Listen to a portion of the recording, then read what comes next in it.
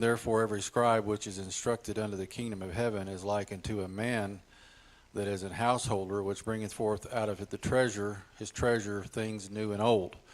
So kind of whet your appetite for the direction we're going to go. But let's go back to verse 44 and notice these other parables. Again, the kingdom of heaven is like unto treasure hid in a field, the which when a man hath found, he hideth, and for joy thereof goeth and selleth all that he hath, and buyeth that field.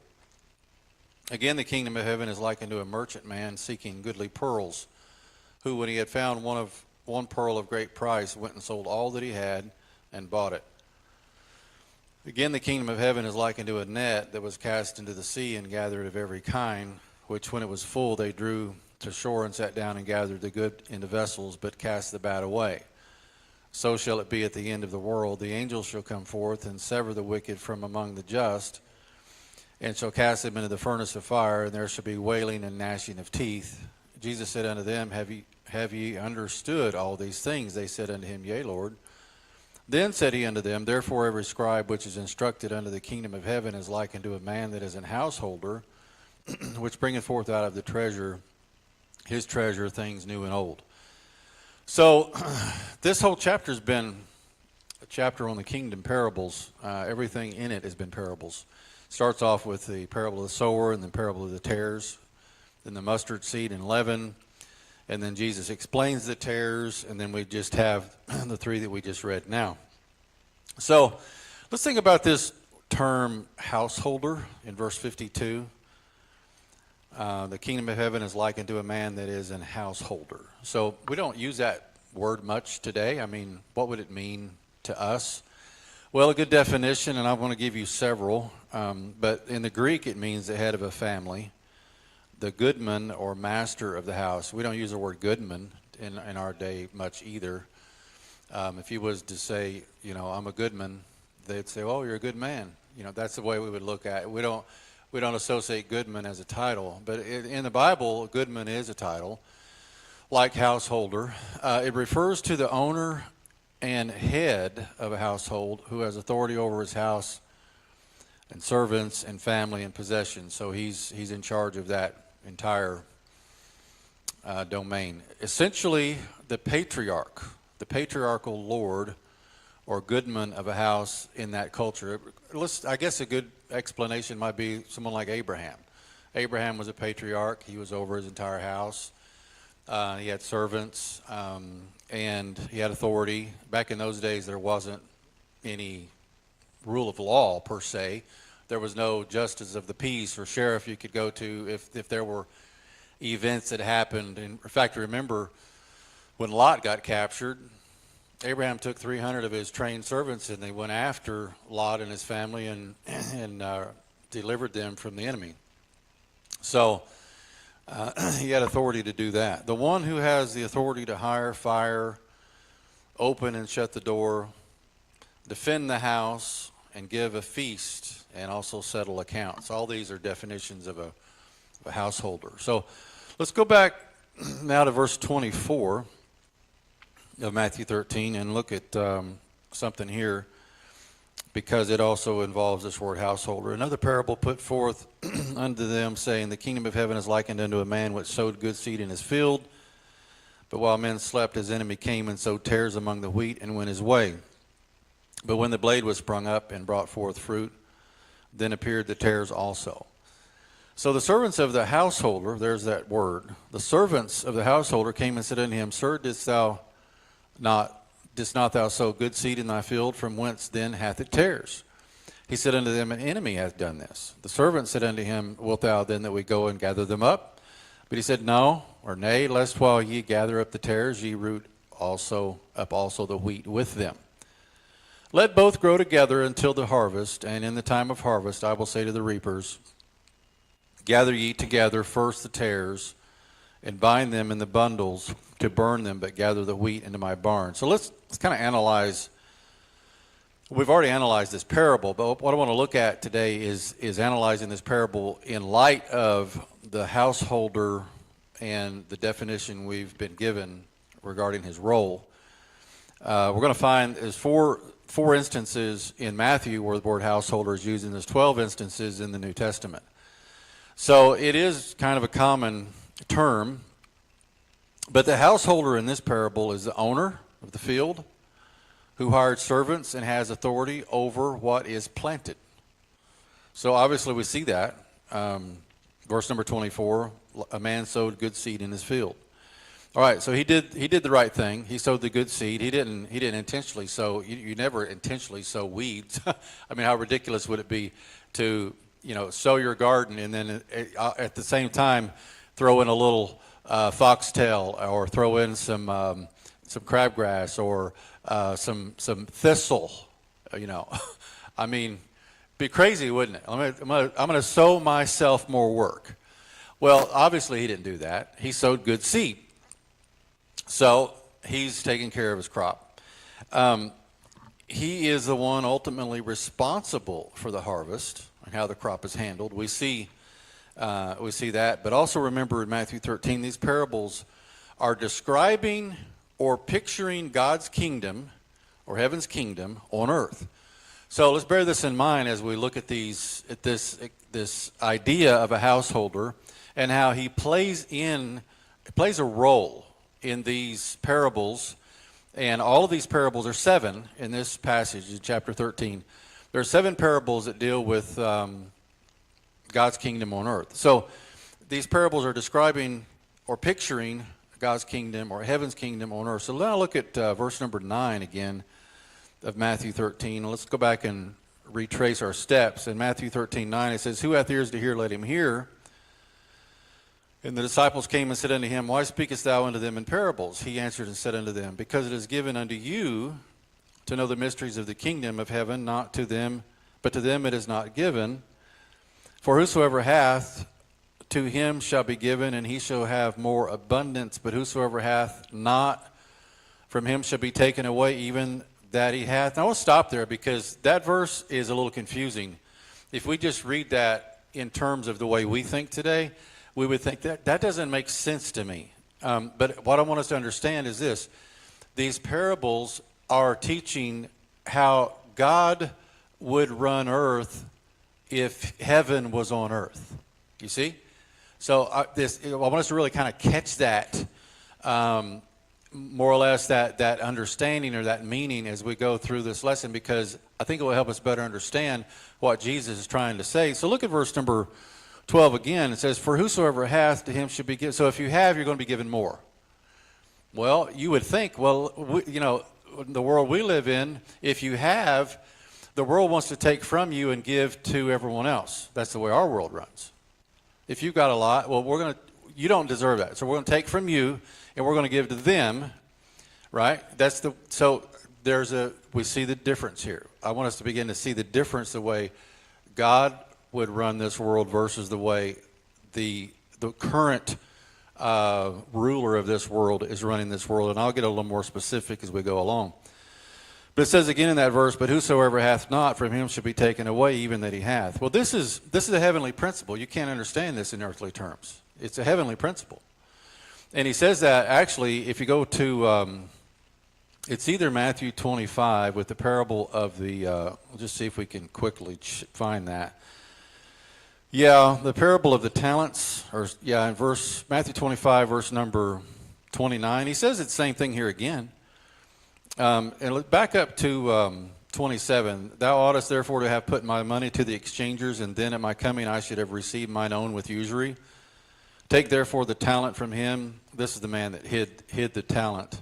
And give it unto him that hath 10. So he took from the one that had 1 and give it to the one who had 10. And it says in verse 29, "For every one that hath shall be given, and he shall have abundance. But from him that hath not shall be taken away even that which he hath." This is not teaching an earthly principle. It's a heavenly principle.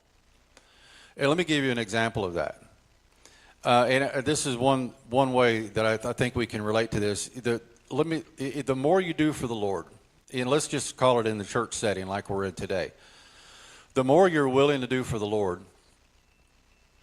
And so let's say you're giving of yourself to the Lord, and you're becoming rich in serving God. You think God's going to take from you and give to someone else? Or is he going to enrich you more? Is he going to bless you more to be able to reach more people, to be a greater channel of blessing? You see the difference here? And so in this idea, we're talking about heavenly principles on earth. God's saying here to everyone that hath, in other words, if you're serving me now, I'm going to bless you more, with more abundance, so you can do more for me. And those that aren't, they stand to lose their reward even for what they have, because they've chosen not to be useful in God's kingdom, you see? So this is a heavenly principle that doesn't make sense here on earth to us. We even have trouble kind of digesting this until we look at it from God's viewpoint. But let's go on and look now at verse number 30. Go back to Matthew 13. Look at verse 34 and 35. All these things spake Jesus unto the multitudes in parables, and without a parable spake he not unto them, that it might be fulfilled which was spoken by the prophet, saying, I will open my mouth in parables. I will utter things which have been kept secret from the foundation of the world. Okay, so Jesus kind of capsulizes in these two verses the idea here of the parables, the meaning of it. I will utter things, well, they've been kept secret from the foundation of the world. And good morning, Brother Jimmy. We're in Matthew 13. So in these kingdom parables, we're learning some things about heaven that the Old Testament did not teach us, or if they did teach us, they weren't explained.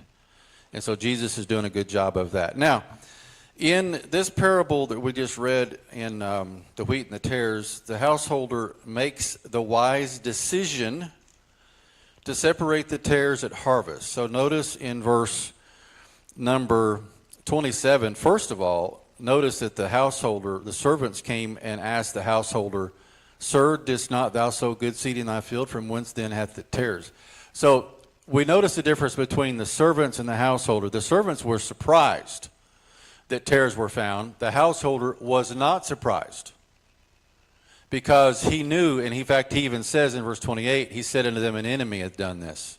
You see, he's wise enough to know where it come from. But now notice next how that he interacts with them. They say in verse 28, wilt thou then that we go and gather them up? So in their minds, see the difference between the servants and the householder? Their thought, well, let's just take care of this right now. Let's dig them up, and that way only the wheat can grow. Well, you know, if you grow anything at all, if you start trying to dig up, if you've got a field of wheat that's sowed thick, I mean, they cast that seed back then. They would throw and cast, and so there was no rows. They were just everywhere.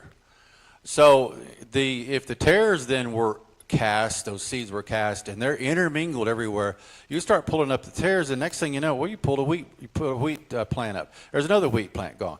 And so the householder makes a wise decision. The title this morning of the lesson is the householder. We're studying about the householder. He makes the wise decision to let them all grow, and then we'll deal with it at harvest. So in verse number 29, he says, lest ye gather up the tares, ye root up also the wheat with them, and then let them both grow together. So we notice, since the parable of the kingdom, since this is a parable of the kingdom and not just an earthly illustration, it's not, see, I want us to understand, it's not just an earthly illustration.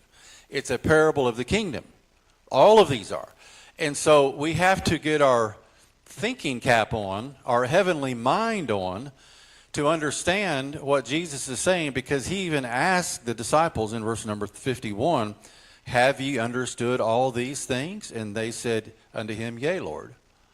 So he's wanting them to understand the heavenly meaning. So since this is a parable of the kingdom and not just an earthly illustration, Jesus is teaching the plan of God to the reader. He's given the reader of these kingdom parables and some insight as to the mind of God and how he would and will run earth when the time comes, versus the way things are done now. So it's very interesting. There's a lot here to learn. There will come a time when the householder separates the tares and burns them, but gathers the wheat into his barn. That's what he said in verse 30. Go at the time of harvest, I will say to the reapers, gather ye together first the tares, and bind them in bundles to burn them, but gather the wheat into my barn. All right. A little more work for the reapers, because now they have to get rid of the tares, bind them, and then throw them in a burn pile and set them afire. That's a little more work for the reapers. But the householder knows that in order to preserve intact the true fruit, he has to do it this way. Otherwise, he will also root up and destroy some of the good wheat as well. Now let's look at verse number 37. And this is the explanation that Jesus gives. He answered and said unto them, he that soweth the good seed is the Son of Man. Okay, so let's again back up. It's a heavenly, this is heaven on earth. It's heaven on earth. So God, Jesus is saying, he's revealing now that the good seed is being sown by the Son of Man himself. You see, in the field is the world. The good seed are the children of the kingdom, but the tares are the children of the wicked one. The enemy that sowed them is the devil. The devil. The harvest is the end of the world, and the reapers are the angels. So what we have here, I'm going to kind of put it in these terms. What we have here is it's like a train. It's like two train tracks going side by side from one destination to another destination, and the end destination is the end of the world. And in one train track, the devil has a plan that he has developed in his mind, and the Bible reveals to us what the plan is through prophecy. And so that plan is on one track. The devil wants to completely, he's formulated the plan and he wants to execute it completely, because that puts him to the end goal. The Lord, the Son of Man, the true householder of earth, we know that he owns it all, not the devil. His plan's on a different track, you see? And when we get down to, and that's why it says at the end, and he gives us some insight here at the end, when they get to the end of the train track, the householder says, well, when we get to the harvest time, I'll gather up the tares and I'm going to burn them, but I'll gather the wheat into my barn. Notice in verse 39, it says, the enemy that sowed them is the devil, the harvest is the end of the world, and the reapers are the angels. So everyone has a role. As therefore the tares are gathered and burned in the fire, so shall it be in the end of this world. Again, this is the heavenly vision of earth. The Son of Man shall send forth, see, he's the householder. The Son of Man shall send forth his angels, and they shall gather out of his kingdom all things that offend and them which do iniquity, and shall cast them into a furnace of fire, and there shall be wailing and gnashing of teeth. Then shall the righteous shine forth as the sun in the kingdom of their Father. Who hath ears to hear, let him hear. Now, there's a lot in this parable that we're not going to get into today, because that's not our subject. Our subject's the householder, and we're going to look at another one that gives us some more insight in Matthew 20. In Matthew 20, and let's look at verse number 1. This is a parable of the hired laborers, the hired laborers, and you're familiar with this passage, but we're going to go through it. Matthew 20, verse 1. For the kingdom of heaven is likened to a man that is an householder. There's our word again, householder. Which went out early in the morning to hire laborers into his vineyard. So we studied right off at the beginning that the householder, or the goodman of the house, the head of the house, has the authority to hire and to fire and to bring laborers into the field to manage the crop.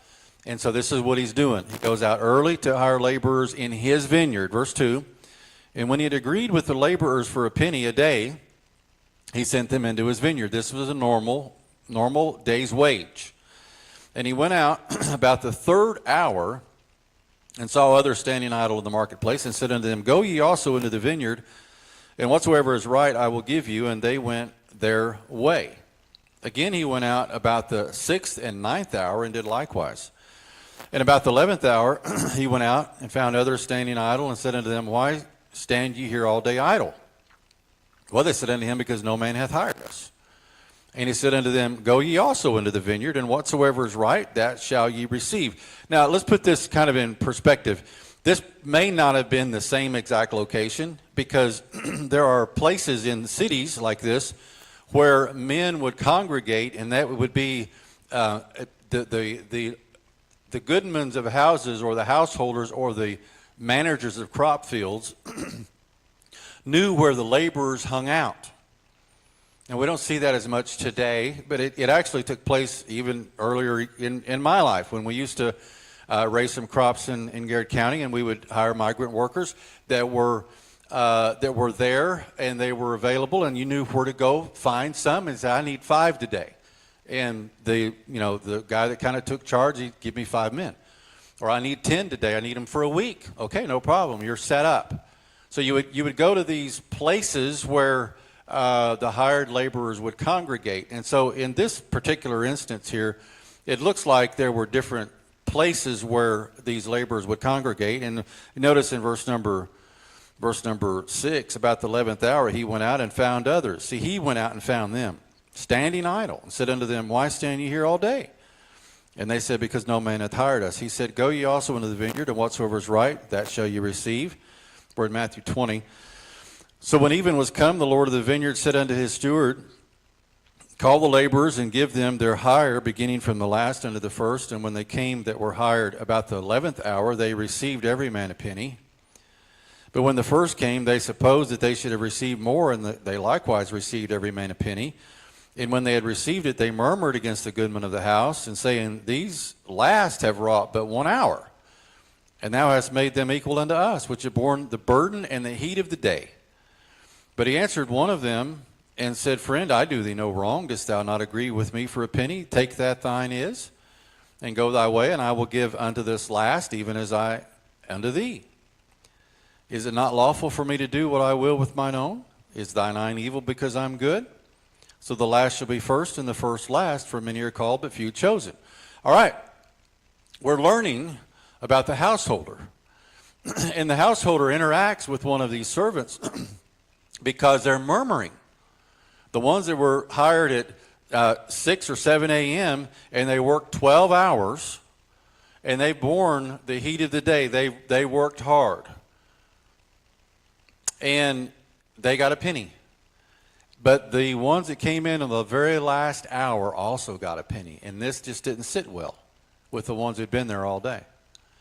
And so we have this interaction. Again, we're learning about the kingdom parables in the sense that we're looking at heaven, the way heaven would run earth if heaven was here, and not the way man runs earth, you see? So Jesus is teaching us heavenly things. And so you see this verse in 15 or 16, so the last shall be first and the first last. Many called, but few chosen. Now, does that make sense to you? That's an odd verse, isn't it? That's something kind of hard to understand. What do you mean the first shall be last, the last shall be first? Many called, but few chosen. Well, okay, we can't think in earthly terms and figure that out. We have to think in heavenly terms. And so Jesus is teaching us, there's another principle in this parable, well, there's several, but then he kind of ends it with this, zinger of a principle. So the last shall be first and the first last, many called, but few chosen. Wow. Let's analyze this a little bit. General synopsis of this parable is the householder was in charge of hiring laborers and workers to get the crop in. He also set the wages. They agreed before they started. They agreed. Penny a day. That's in verse number 2. And when the day was over, they would be paid. Again, this is illustrating the mysteries of the heavenly kingdom. Now, I want you to, as I stop and for just a moment, understand that heaven interacting and working on earth is different from the way fallen man has run earth, okay? And in fact, my last point, and I'm going to read this, well, it's one of my last points, but I'm going to read this now, and I may come back to it. Because I want us to get in our minds the contrast of the goodman of the house, or the householder, which is the Son of Man. He tells it right in chapter 13, the Son of Man is the householder, versus an evil house. How would an evil householder run his house? Or let's put it this way. Remember those two tracks we talked about? The one train track that the devil has his plan on, and then we have the Son of Man has his plan, and the goal is the end of the world. And so the devil's train track, he's the evil householder. How would he run earth? Let's maybe take a stab at it. Endless wars. High taxation. Oppression at every level. Pitting one group against another. How about Republicans versus Democrats constantly on the news every day? What about racial divide every day? You see? Notice how the devil runs this world. The rich elite ruling over the poor. You've heard that term, well, the rich get richer and the poor get poorer. Whose idea was that? Not the Son of Man. It's the devil's idea. Okay? Godless laws that usurp the sovereignty of every man. You know, if you look at the way this country was started, we have some things that were written down that talk about the equality of every man, right? Doesn't matter if you're man, woman, or what color, race, nationality, or background you have. In God's eyes, every human being is of equal importance. But not in the devil's world. Remember that track the devil's running on? Okay, he wants inequality. He wants racial divide. He wants right against left. He wants Russia against the United States. China, you see what I'm saying? This is the way that, I mean, does that sound familiar? That's the world we're living in. Okay? What about rampant drugs? Rampant. I mean, what's one of the main problems communities have? Drug abuse, drug problems, rampant.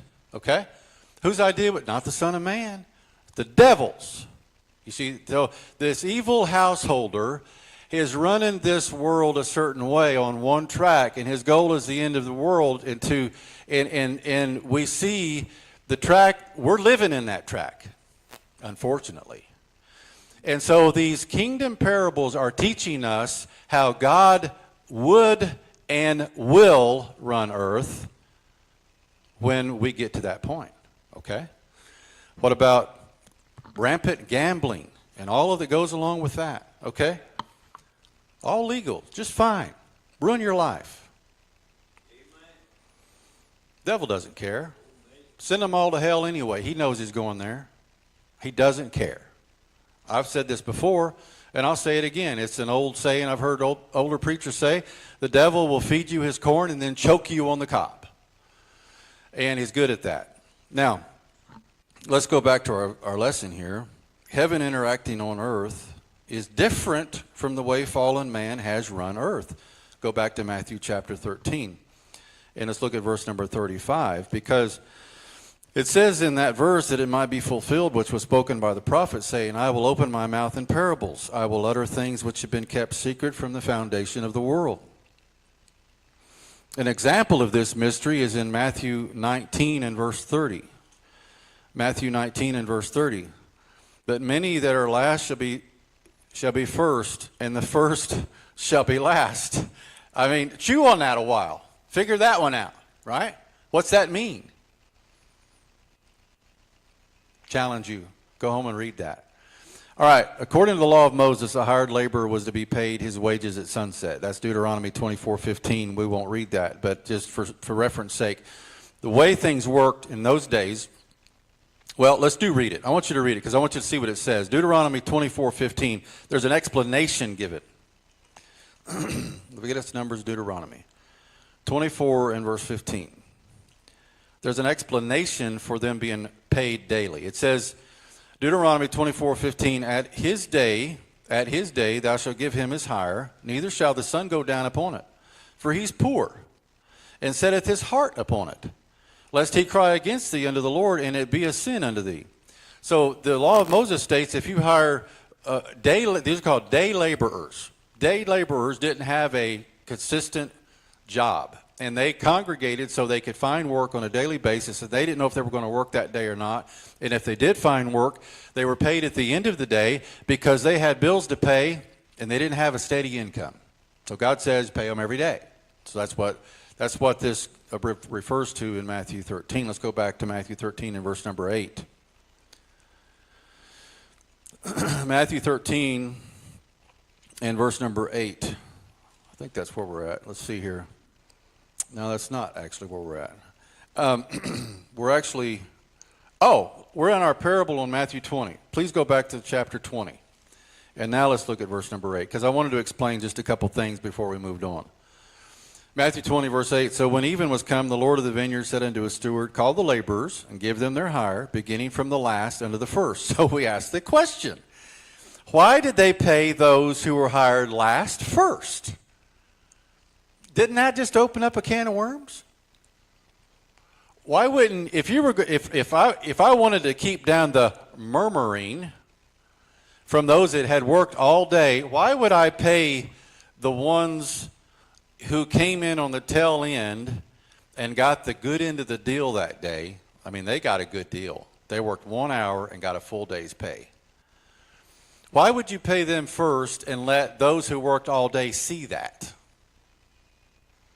Well, again, we can't look at parables of the kingdom in earthly terms. Jesus is teaching something heavenly here, all right? So let's analyze this. Also, the point of the parable is describing the mysteries of the kingdom. Again, so there's a reason for him to pay those first. Lastly, to highlight the authority, notice this, the authority of the householder. That's our subject, the householder. He has the authority to pay whoever he wants first or last. He can. In fact, that interaction is recorded. And that what he feels is just and absolute. So look at verse number 11. They murmured. And when they had received it, they murmured against the goodman of the house. Go back to verse 10. When the first came, they supposed that they should have received more. And they likewise received every man a penny. And when they had received it, they murmured against the goodman of the house. Okay? And then in verse 13, verse 12, saying, these have wrought but 1 hour, and thou hast made them equal to us, which have borne the burden of the day. Well, let's stop for a second. Man doesn't do a good job of judging between themselves. So in this particular situation, they see that they worked all day and these other fellows only worked an hour and they got the same money. And so now they're murmuring, even though they're justly being paid a day's wage, and they would have never said a thing if all of them had started at the same time and all of them ended at the same time and they all got paid the same. They wouldn't have murmured at all. Okay? But that's not the parable. The parable is showing some things here. Now, verse number 14, or 13. And it's interesting how he answered one of them. He picks one of them out. He don't answer the whole crowd, but he said unto one of them, friend, I do thee no wrong. Dost thou not agree with me for a penny? Well, what's he going to say? Well, yeah, I did agree. Well, so what's your beef? Well, I mean, have I done you wrong? No. You agreed for a penny? Yes. Okay, here's your penny. Thank you so much for your work today. He's not happy. Well, that's in human nature, right? We see that in work all the time. He says, verse 14, take that thine is and go thy way. I will give unto this last even as unto thee. He's the householder. He has authority to do that. Now, why would he? Why would he? Well, we've talked about this before. And I know we live in a farming community, and many of you grew up in farm capacity at some point in your life, and you'll understand some of this. Some of you may not. But what if the householder knew that there was a storm brewing, there was an impending storm brewing, and instead of dragging this crop out for 2 or 3 more days, he made money by hiring extra men and overpaying them to get the crop in that day. Because now the crop's in. And when that storm comes tomorrow or that evening, then you don't have to worry about losing that crop. You see, that crop was worth more. He calculated it out in his mind. This crop is worth more than the extra I'm going to pay these hired laborers today. So he's making money. He's managing his crop. He has the right to do that. He owns it, you see. So the servant or the day laborer doesn't understand all that's going on from the householder's viewpoint. Go back to chapter 13. And lastly, we've got to hurry to an end here. Matthew 13:47. Again, the kingdom of heaven is likened to a net that was cast into the sea and gathered of every kind, which was, when it was full, they drew to shore and sat down and gathered the good into vessels, but cast the bad away. So shall it be at the end of the world. The angels shall come forth and sever the wicked from among the just, and shall cast them into the furnace of fire, and there shall be wailing and gnashing of teeth. Jesus said unto them, Have ye understood all these things? They said unto him, Yea, Lord. Then said he unto them, Therefore every scribe who is instructed unto the kingdom of heaven is like unto a man that is an householder. That's an interesting verse. Which bringeth forth out of his treasure things old and new. Okay? So again, Jesus is speaking of bringing God's kingdom into earth. Earth run heaven's way. Did you get that? I want us to understand, if we don't do any more lessons on these kingdom parables, and I don't know the mind of God, I went back again today because he wanted us here again today. But if we don't do any more lessons on the kingdom parables, remember that these teach us about how earth is to be run heaven's way. Earth being managed by God and not the devil. Now, this last verse, in verse 52, is very interesting. It says here, Then he said unto them, Therefore every scribe which is instructed unto the kingdom of heaven is like unto a man that is an householder. So he's equating a scribe or a studier, one who studies these kingdom parables, one who's studying the kingdom of heaven.